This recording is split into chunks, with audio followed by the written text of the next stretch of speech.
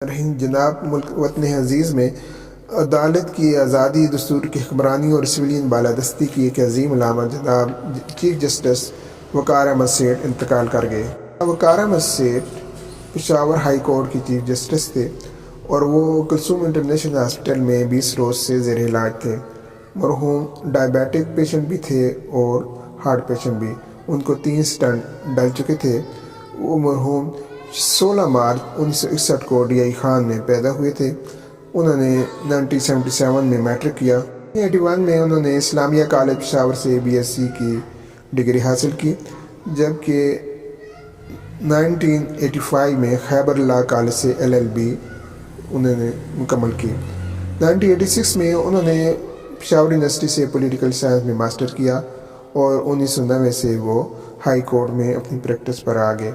2008 میں انہوں نے سپریم کورٹ میں وکالت بھی شروع کر دی اور 2011 میں وہ ایڈیشنل جج کے طور پر بھی تعینات ہوئے۔ جناب وقار احمد سیٹھ 28 جون 2018 سے chief justice Peshawar high court تعینات تھے۔ ان کا ایک عظیم فیصلہ جو کہ جنرل پرویز مشرف کے خلاف انہوں نے سنایا تھا، یہ فیصلہ انہوں نے 17 دسمبر 2019 کو سنایا تھا، جس کی پوری دنیا میں دھوم مچ گئی تھی۔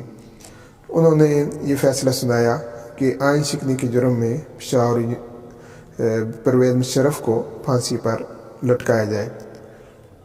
ان کے اس فیصلے پر ملک بھر میں اس کے حق اور مخالفت میں شدید رد عمل سامنے آیا، لیکن وہ اپنے فیصلے پر ڈٹے رہے اور انہوں نے کہا کہ آئین شکنی کی سزا موت کے سوا اور کچھ نہیں ہو سکتی، اور اس فیصلے نے انہیں ملکی شہرت بھی دی۔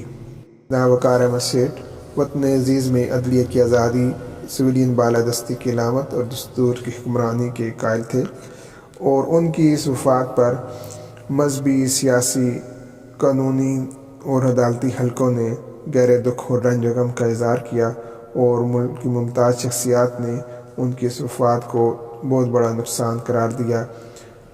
کی چوٹ پر حق بات کہنے والے تھے اور انہوں نے عدلیہ کی آزادی میں انتہائی جرأت مندانہ کردار ادا کیا، اور ان کے سخت اور تلخ فیصلوں نے عدلیہ کا وقار جو ہے وہ بحال کیا اور دستور کی حکمرانی اور سویلین بالادستی کا خواب عوام کا پورا کیا ہے کہ رب کعبہ ان کی خدمات کو قبول فرمائے اور انہیں جنت فردوس میں جگہ دے، اور پسماندگان کو صبر جمیل عطا فرمائے۔ انا للہ و انا الیہ راجعون۔